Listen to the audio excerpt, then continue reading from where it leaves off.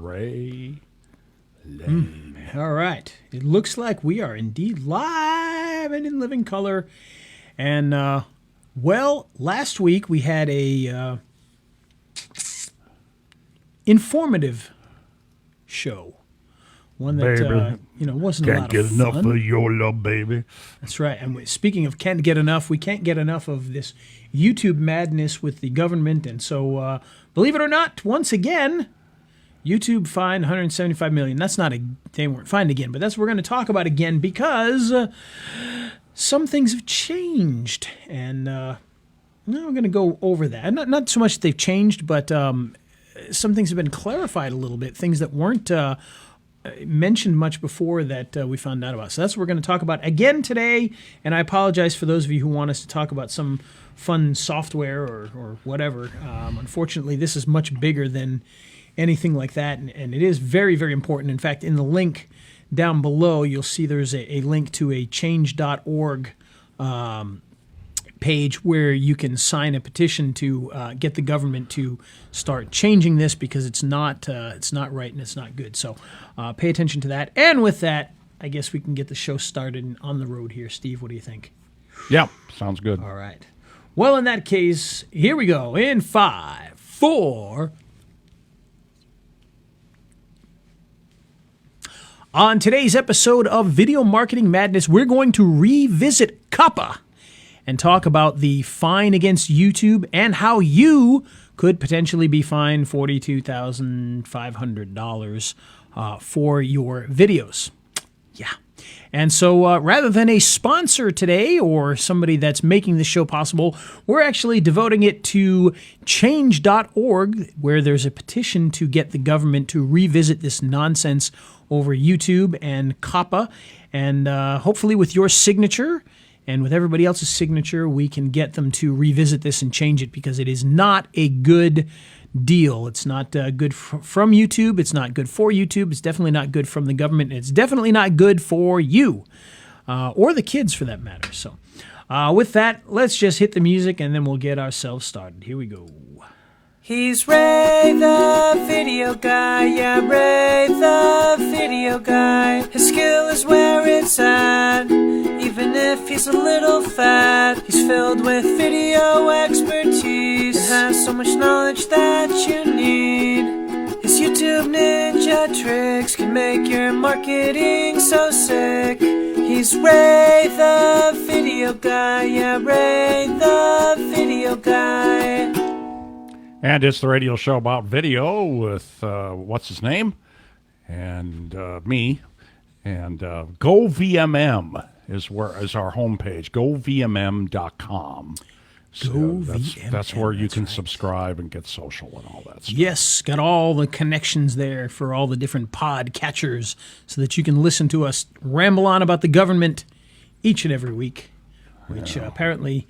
we're going to have to do that for a while now. And believe it or not, this is the first time we've ever done a dual episode like this. But unfortunately, I think it's quite necessary because it's not that things have changed in the last week, but a lot of it's been clarified. And this could be a lot worse than we made it kind of sound last week because based on my understanding of it, it kind of fell into certain categories and, my opinion kind of was, most people probably don't have to worry too much about it. And, it's only no, there's a lot more to worry about it than you may think. And not just on a YouTube level, but on a whole political level with this.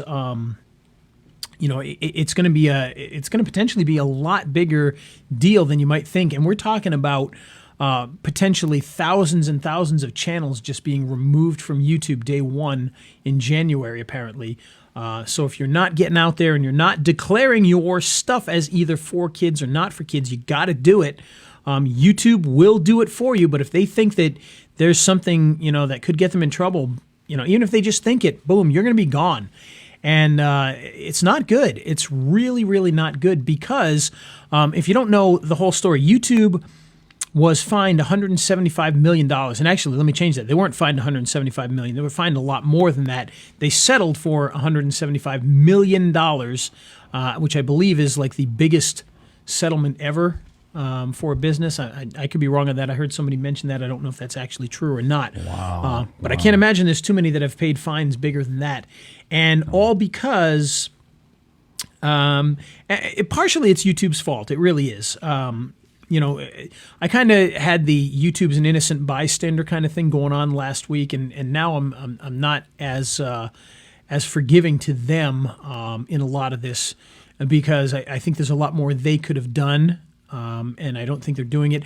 And also, they tried to play a game. I was watching. There's a lawyer who has a video out there that really goes over this, and I'm trying to think of his name is Ian Corzine.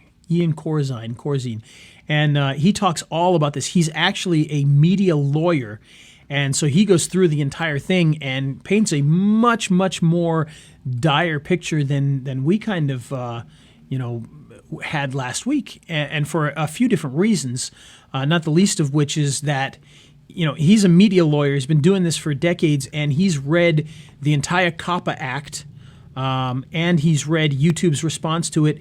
And based on everything that he's read from the Act and from what YouTube says you need to do, and he has, with some of the stuff, he has no idea what they're even talking about, because it's so incredibly vague that anybody could be, attacked and fined that $42,000 per video. It's very, very vague. Now, granted, if you're really doing things that are not for kids, I mean, clearly not for kids, you're probably going to be okay. But, let's say that you've got a channel and your target audience is 15-year-olds, but 13-year-olds are watching it, you could be fined all sorts of money. And you can declare, hey, this video is only for people that are 15 years old. 15 years old, that's it. 16, 14, 13, nope, just 15-year-olds. And gear that content towards 15-year-olds, but 13-year-olds are watching it, you could be fined, even though you specifically said it's for 15-year-olds. And to get a better understanding, and I've kind of learned a little bit more about what this is, because a lot of people had a misunderstanding of what this really is. I had a lot of people ask questions even after we did the episode about it. So the idea here is basically this COPPA Act, which is a Child Protection Act. It came out in 1998 is when it was written.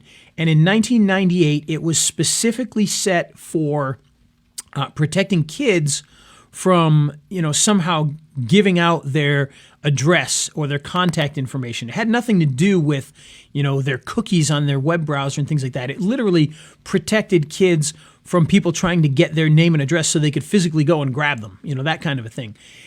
In 2003, I believe it was, and it doesn't matter which year, 2003, 2006, they amended that to deal with collecting web browser data from people 13 and under.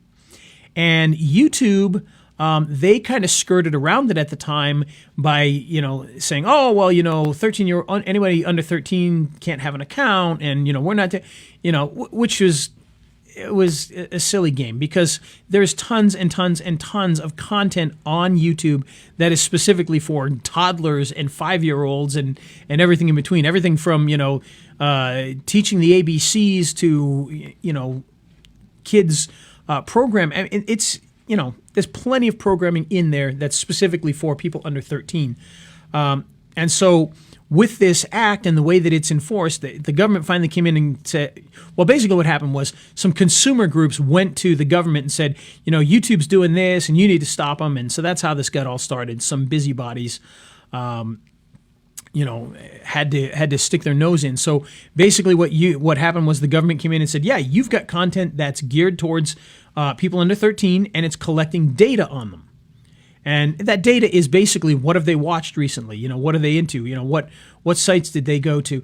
And then they run ads. Now, I don't understand how we need to protect children from the ads that are in front of them if the ads are for the children. Like, I could understand if they wanted to protect the children from ads that were X-rated, that would make a little bit more sense. But they're trying to protect kids from seeing advertisements that are probably for things that kids would want to see, like toys and things like that. Now, I don't know why that's a child protection issue. Oh, kids can't see ads about toys. I mean, it doesn't make any sense whatsoever. But that's basically what this comes down to. So the thing is, even if, people say, well, I'm not running ads, it's no big deal. But let's say you've got content that kids are watching. For instance, there was a great example that Ian, the lawyer, talked about was there are some shows where it's like how to build and how to take something apart and put it back together, and how parents and kids are watching it together, and the government could say, oh no, that's clearly, there's kids involved in that, boom. And, this person's now going to be fined $42,000 for each of their videos that they have that, quote unquote, targets that audience because it's collecting data. So even if they're not running ads, let's say they're not even running ads at all, but because kids watch it, their data is being collected, so you're responsible for the data being collected, not for the ads being run. You're responsible for the data that is collected from those kids. I hope that kind of makes a little more sense. So it's the data collection that's the problem here. So even if you're not running ads, but kids are watching it, you're collecting their data on what they did, you're breaking this law, and you can be fined. Wow, but you're not collecting the data, right?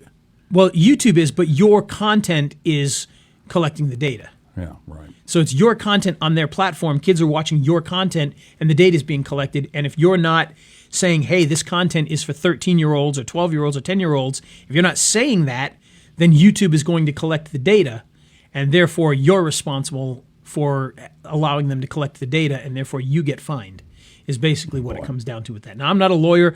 I highly suggest that you check out Ian's video. It's very, very good. It explains it a lot. Again, his name is Ian Corzine, and his channel is Ian Corzine, IAN. And, he goes through the entire thing. Like I said, he's a media lawyer, and he's looking through it and going, don't know. How's he spell his last name? Corzine, just like it sounds, Corzine. And he does a lot of videos about that. But this one here, he's very big into the COPPA stuff. And he sees major problems with this, especially he talked about, last week we said, well, what about, gaming sites? Oh, maybe they're, and he brings that up too. Somebody is doing videos about computer gaming or whatever, and it's for older kids, 15, 16, 17, 18, but 13-year-olds are watching it. This kid could be fined $42,000 per video. Mm-hmm. Unless he declares it's for 13-year-olds. And now they're saying, well, maybe you should err on the side of caution. And, if it's borderline like that, declare it as for 13-year-olds. Well, the problem with that is you do that, you basically can't make any money anymore. Mm-hmm. You're not going to make any money. You're going to make a lot less than you did before. And this is something, somebody mentioned it to me, and I was like, no, that's not going to happen, because I hadn't seen that anywhere. But apparently it is true that at the same time, if you declare that, then comments are shut off too. Oh, wow. So there's no more comments. There's no more the watch later is gone. The subscribe is gone. The notifications are gone. So if you've got content and you declare it as for kids, all of that stuff goes away. So people will not know when you put up new videos. They won't be able to comment on your videos. You won't be getting the ad revenue anymore. And guess what? All the kids' content is going to go away. Dang. Plain and simple. And it's absolutely ridiculous. And, Ian, he really takes YouTube to task for this as much as the government. I mean, he really hammers YouTube for this, which I still kind of feel like YouTube's stuck in this. And certainly they don't want this. I can't imagine. But, like he says, like they could have come up with a much better solution. And that's why he's put together, again, down in the link below this, if you look there, there's a link to the change.org page where you can sign a petition to get this reevaluated so that things can be changed with this. Because, and I'm not a lawyer. I'm not a lawyer, obviously. People know that. But, I was thinking on this, and, the idea behind this, the COPPA Act specifically does not say that you can't collect data on children. It doesn't say you can't collect data from children. What it says is you cannot collect data from children without parental permission. Now, if YouTube does not allow a 13-year-old or a 12-year-old or a 10-year-old or a 4-year-old or a 3-year-old to have an account, and the only way they can be on there is on a parent's account or somebody else's account, isn't that the parent giving permission for the kids to be on there? And therefore, that data should be allowed to be collected anyway. Mm-hmm. So it's a very, very strange situation with all of this. It's not good. and it's going to lead to YouTube having a lot of issues because not only are they going to lose all that kids programming, because who's going to do it anymore? Why would you do this kids programming if you can't even make money with it anymore? And you can't, people can't even subscribe to you. It doesn't make any sense. So that's going to go away. That's going to hurt YouTube's overall revenue. That's going to hurt YouTube's user base. There's so many negatives to this. It's not even funny, but, it's what's going to come in January, whether or not we like it. So we got to get in there. We got to go and make our voices heard because this really, it needs to be changed. It needs to not happen, at least not in the form that it is currently going in. So like I said, this is a lot worse than what we talked about last week, which seemed a little more innocuous. But I mean, and here's the other thing, by the way, and this is the part that Ian really went to task on YouTube for. YouTube is going to allow the government to do periodic sweeps of data. So they're literally going to be able to get into all of YouTube stuff and see what everybody's posting and look at it all and make decisions.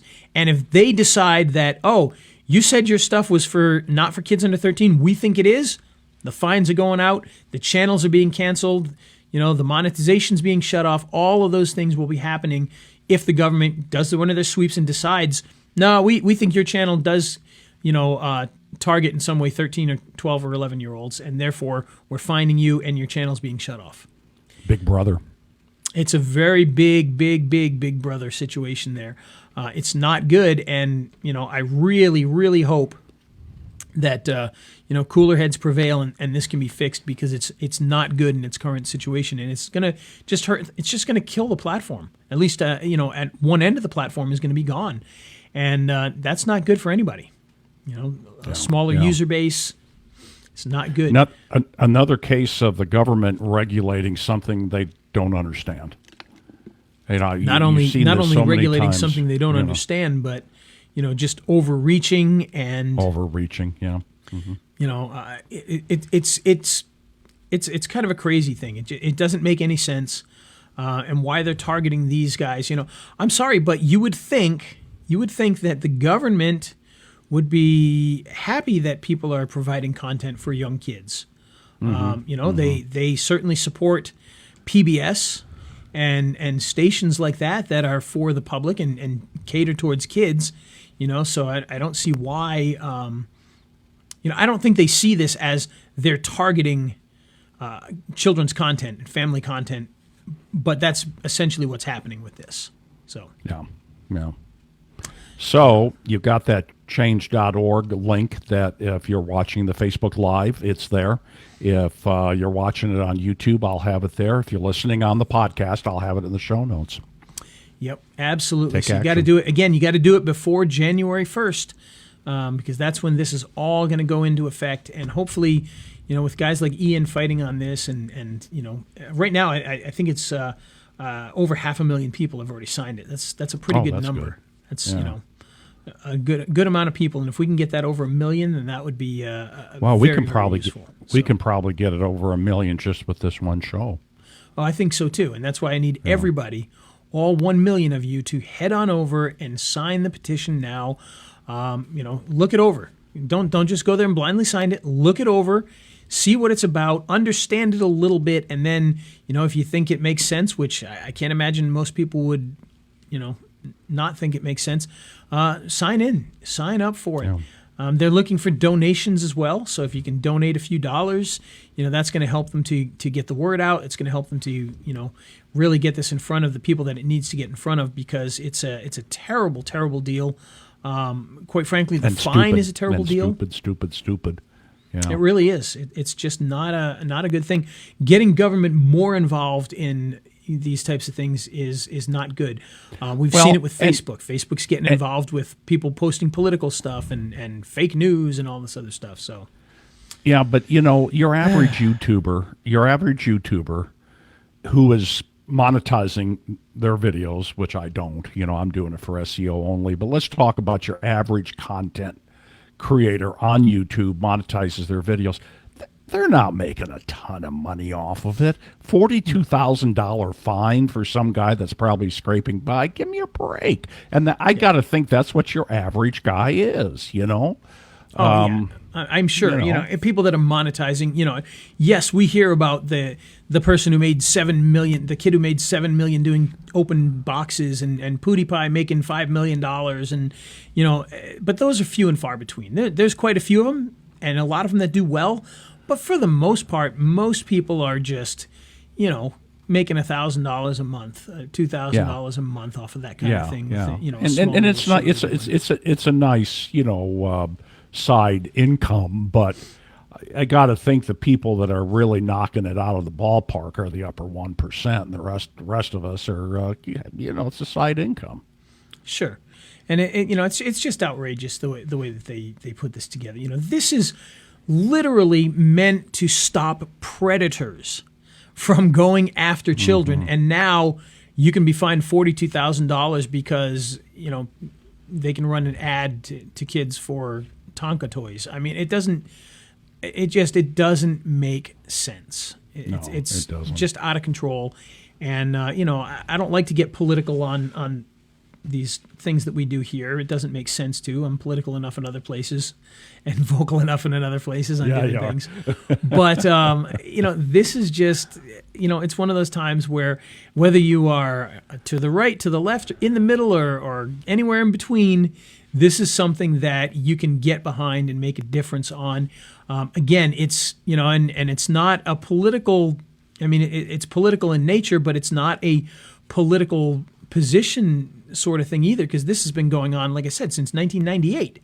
So, and it's been changing over the years and whatnot, and now they're just going after them, and hopefully, maybe if it gets to the right people at the right places, they can come in and put a stop to this, and who knows? And I don't know who that person is. I don't know if the left or the right or anybody in between are the ones who are really for this.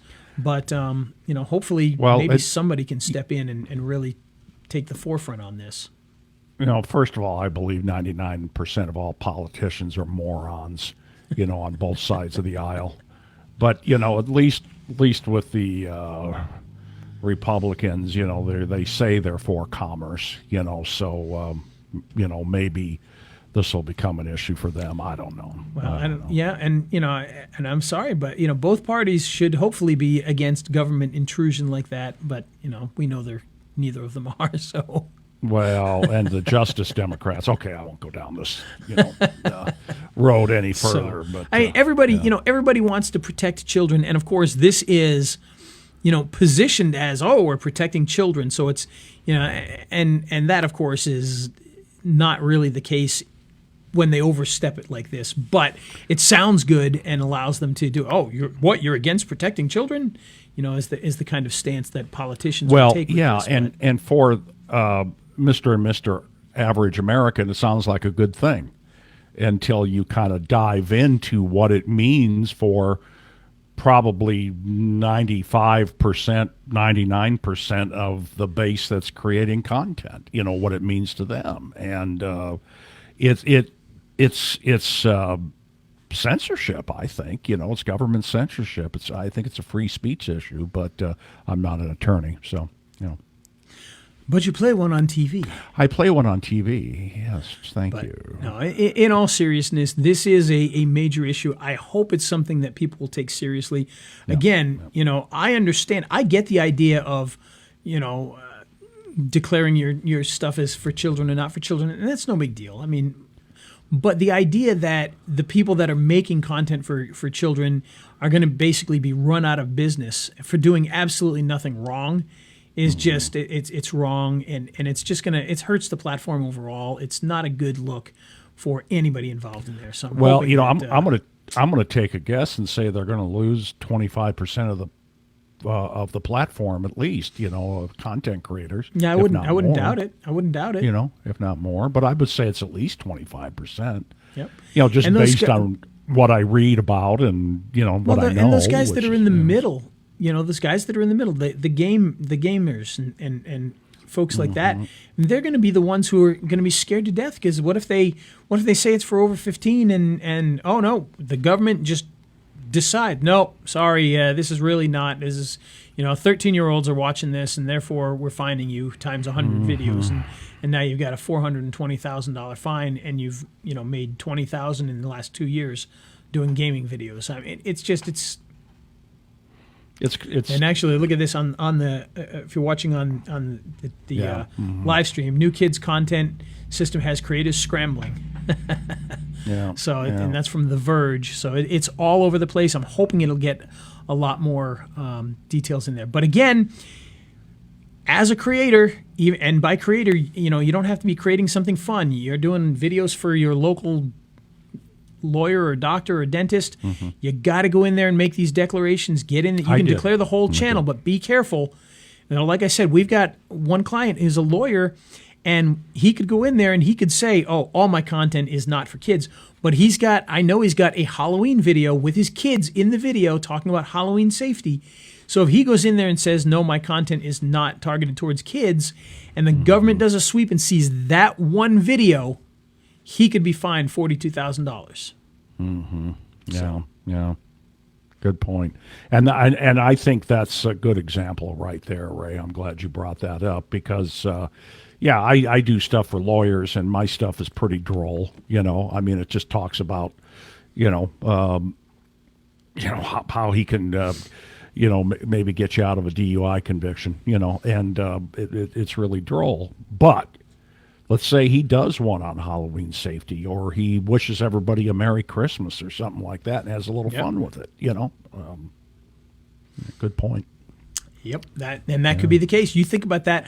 How many businesses get their kids and their dog, and they do a little Christmas wish type thing, and that anybody watch that could be for kids, and that collected data, so therefore you're fined. It's not good. Anyway, I don't want to drag this out and keep it going, but I did want to give this update, and that's why we wanted to do a second episode on this, because it is becoming a big deal. We want to get people involved in this. And remember, you got to go in and declare your content. Even if you're fighting this, you got to go in and declare that content. You can do it in the back end of your channel for the whole channel. If you have no content for kids, you can do it per video by going into the back end and going video to video and deciding which ones are for kids and which ones aren't. Or you can do it when you upload videos using the new beta version of the upload platform. You just have to scroll down, but be sure to start doing that with all of your videos. I've got my channel set to, my main channel is set to, not for kids, but, I probably should go through and check and see, because maybe there's something, my thumbnail blaster is a pretty goofy, silly little video. Maybe they'll turn around and say, "Oh, that's clearly targeted towards kids." I don't know. It's not, but, they could say it is, so... You never know. You never know. The beauty is, if you're doing the stuff like we do and you're not really running ads, it doesn't matter if you turn it on or off at that point. So you could say it's all targeted to kids if you wanted to. But you see, look at this. Another article scrolling along the bottom here. All you need to know about COPPA on YouTube. And that was from, I believe it was like the Chicago Times or something. I can't see. Chicago Sun-Times. Yeah, I'm not sure if it wasn't. I thought that I saw Chicago, but I could be wrong. Tribune Chicago or Tribune, maybe. YouTuber 350,000. Oh, that was hacked, so that's not. No, that was that was that guy that got hacked. Yeah, I saw that story. Yeah. And they verified his hacker. I love it. Yeah, he did. No, it's a good story. If you ever go over there to just type into Forbes YouTuber hacked, it's a good story. Nice. Well, it happens all the time. You got to be careful out there, folks. Which I guess is why they try to protect these kids. Well. What happened with the hacker, by the way, just getting off topic here a little bit, is he got an email from a hacker that said, "We'd like to advertise on your YouTube channel." And this guy has 350,000 subscribers. And so he clicked on it, and immediately he knew what it was, and he just shut off his computer. He didn't, he just shut it off. But they had already gotten it. But he figured out a way to get it back, and he figured out a way to get YouTube to work with them on it. But what it was is there's somebody out there in Russia that steals these things and then sells them, so yeah. So be careful, watch out for that. Yeah, man, it's crazy. It's crazy stuff. Crazy stuff. I've got a hacker right now, somebody who's spoofing my emails and emailing people with my name, selling them products. you know. Fortunately, a very smart member of this very audience pointed it out to me and showed me what his real email was, and I was able to report it today. So we'll see if that gets him shut down. I'll have to keep an eye out for those too. I've been so busy lately, I haven't been reading your emails, so I wouldn't have known, but now I will. Yeah. Well, there you go. Yeah, if you see one that talks about ClickFunnels, it's not from me. It's a I did see spoof. that one. Did I you? did see that one. Yeah. Oh, really? Mm-hmm. Interesting. So I didn't know if it got out. I didn't know if it had been sent to one person or 1,000 people, so I had no idea. No, I got it. There's one out there about ClickFunnels, and I had nothing to do with it. I'll be darned. Wild, wacky stuff. Yes, indeed. God, how can people sleep at night? I don't know. I'm sitting there going, I hope he doesn't get a better open rate than I do. Yeah. Which, by the way, seriously though, I'm laughing, but you know, I had an email account with one of the autoresponder providers, and somebody got into my autoresponder and started sending out emails, and they got a better open and click rate than I did. Dang. Have to ask them what they did. I know, right? I'm not going to kick you out. I want to know what you did. Yeah, what you do. In any case, what are you going to do? Well, you and I have always talked, when we send out emails, that maybe we should get if we knew what we were doing, maybe we'd get a better open rate, as far as writing the copy and stuff. We're both pretty good copywriters, but yeah, I'd always kind of wanted to get a pro doing that for me and see what the difference was. Yeah. No. See, look at this Halos. The people who make the little oranges, they've started a new animated series on YouTube. Well, guess what, guys? You're probably going to be Good fine. luck, fellas. Well, Goodbye. Good luck with that campaign. You better get it going quick and end it quick. So, of course, if they find enough big companies $42,000 like Procter and Gamble or something doing something like that, running like what you just talked about, the Halos thing. Let's say it's owned by Procter and Gamble. I don't know. Then if somebody's got some money behind them, they may turn around and sue the government. I would hope so. I would hope that would happen and things would get changed that way. If we can't change it through the petition, then maybe that's the way it'll get changed. No, I'm signing the petition, and the petition is in the all the show notes, Facebook Live, YouTube, the audio podcast, the link to the petition. Excellent. All right. Well, with that, we're not going to keep you guys listening to this boring stuff any longer. We're going to end this show, and still a pretty long show, over a half hour long, so we're still doing pretty good. Who knew we could do 2 shows on one ridiculous topic and get this much content out of it? A little more serious than we usually do, but hopefully next week we'll be back to the fun stuff, and we'll talk about the latest and greatest marketing with videos that we can think of, and you'll get something out of it other than a headache. So or makeup. Yeah. Maybe we'll start doing makeup tips. All right. So with that, again, no real sponsor this week. It's just click the link down below, sign that petition. We want to get this fixed, and we want to get it changed pretty darn quick. So there you go. All right. With that, let's hit that music, Steve, and we'll see you all next time. Rock and roll, He's Ray. Ray the video guy, yeah, Ray the video guy. His skill is where it's at, even if he's a little fat. He's filled with video expertise and has so much knowledge that you need. His YouTube ninja tricks can make your marketing so sick. He's Ray the video guy, yeah, Ray the video guy.